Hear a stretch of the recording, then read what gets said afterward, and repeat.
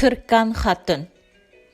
Abduri Hacı Ekber Muhammed Niyaz.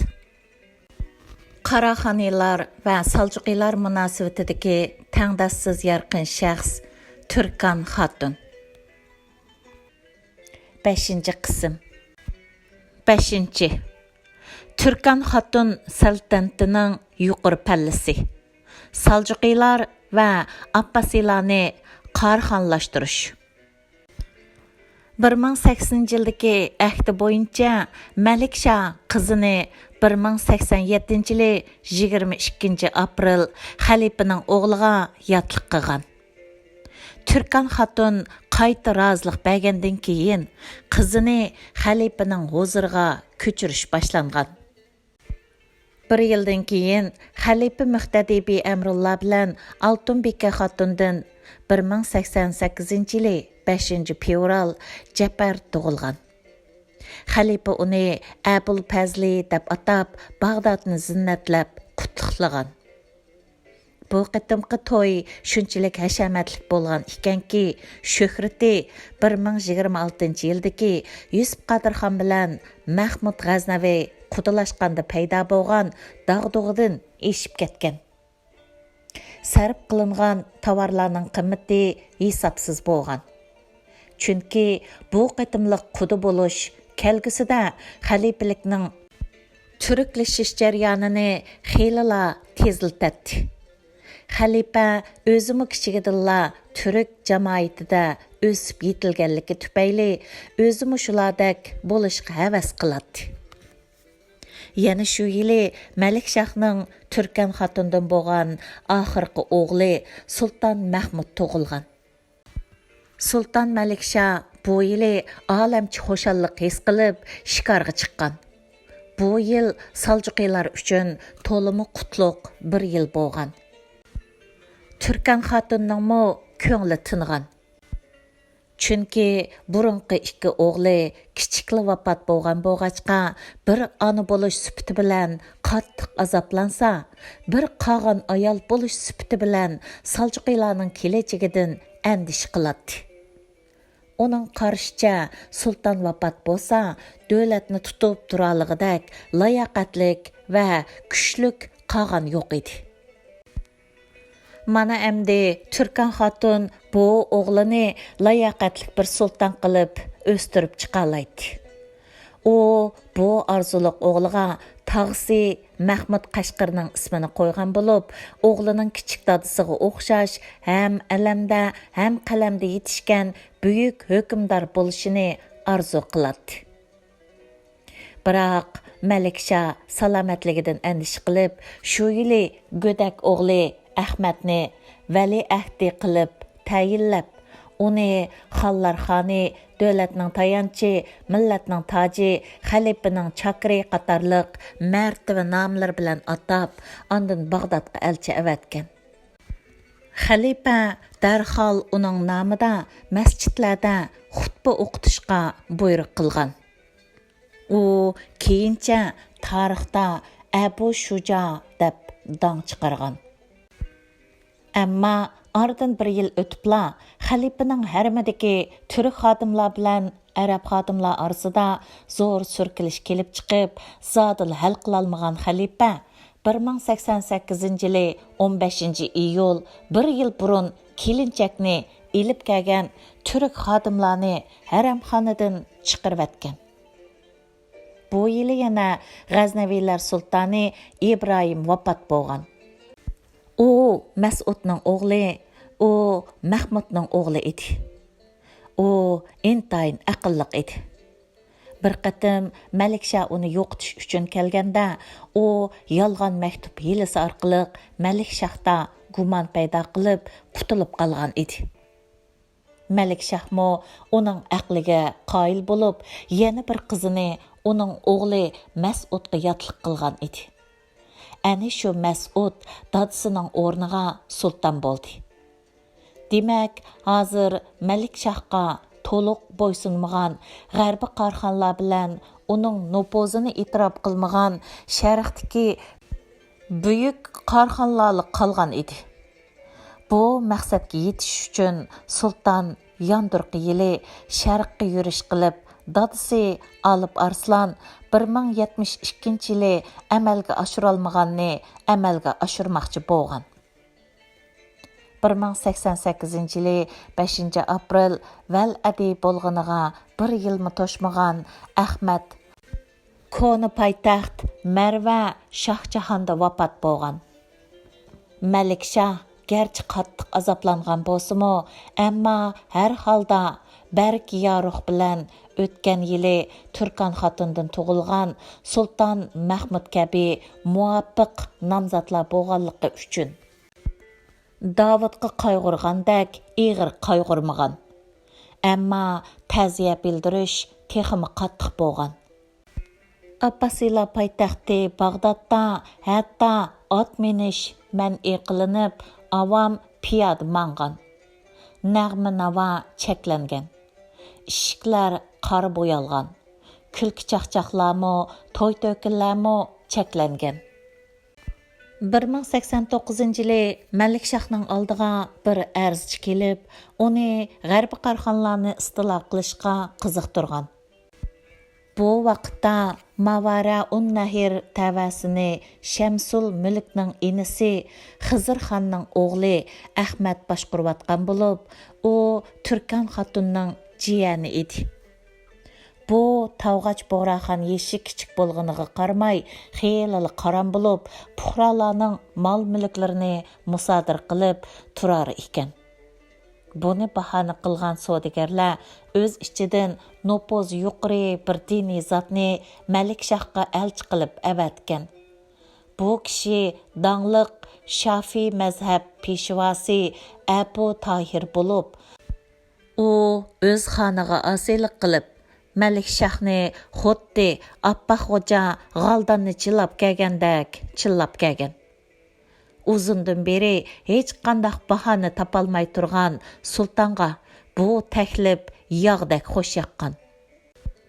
Shuning bilan u darhol qo'shinlarni ilib Isfahandan yo'lga chiqqan.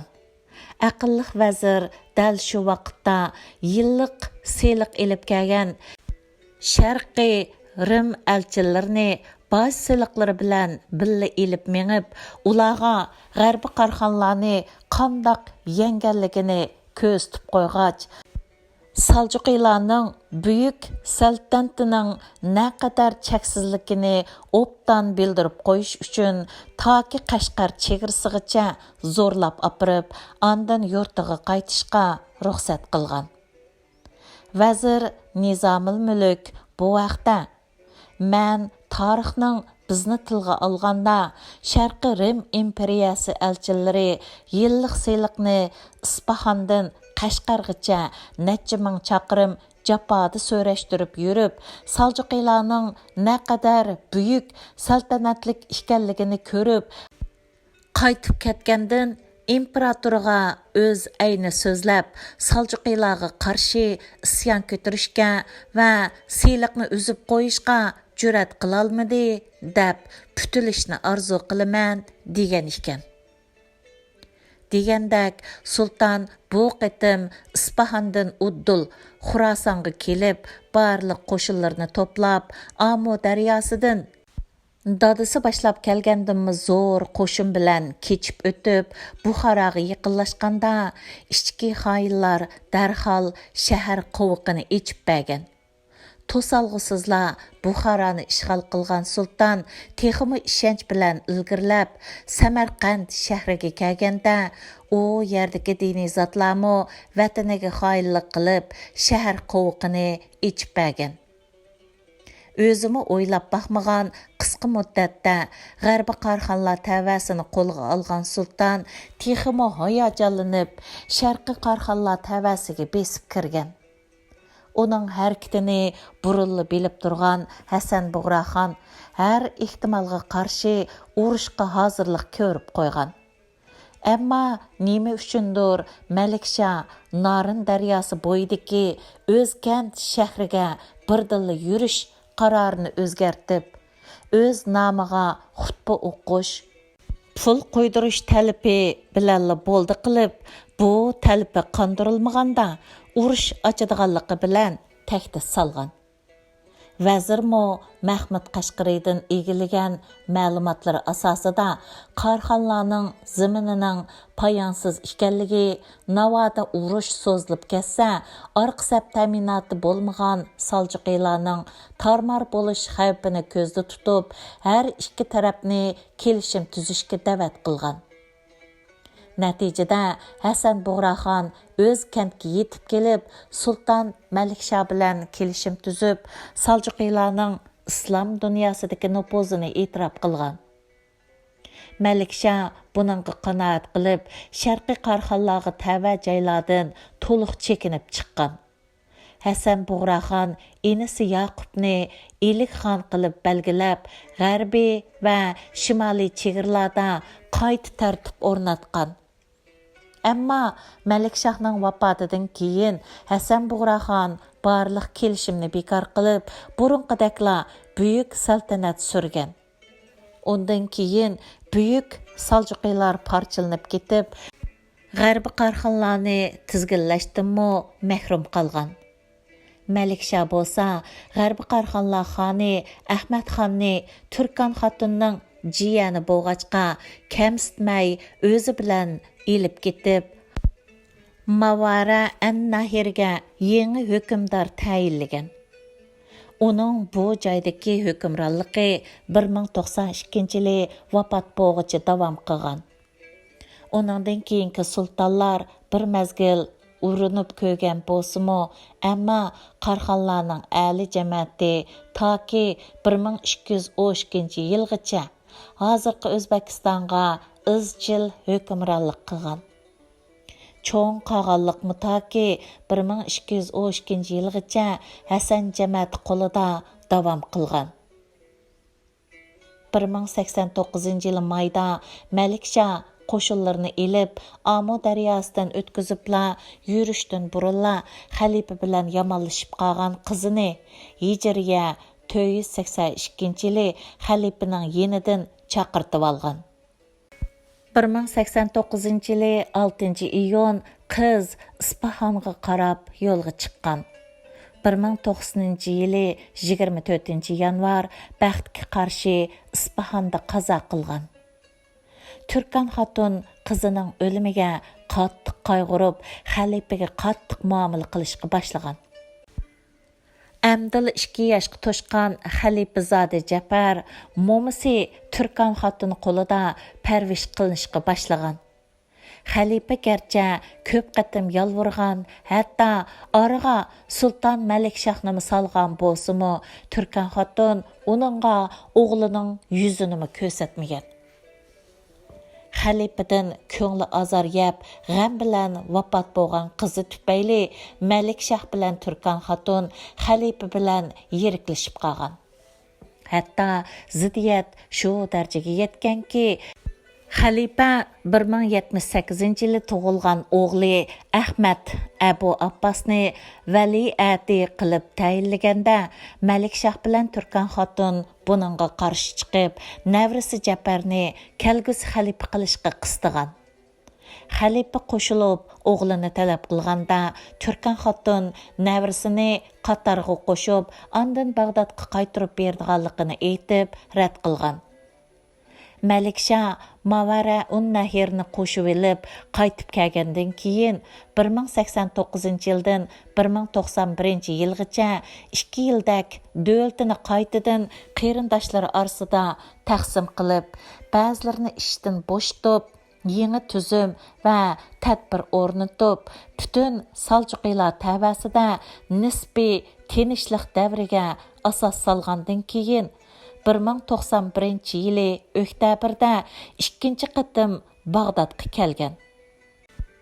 Sultonlik sarayida inisi Toji davlat tutish va uning naib amri Qasim davlat Axsunqur qatorliq g'arbiy o'lkalarning hukmronlari to'liq salomga kelgan.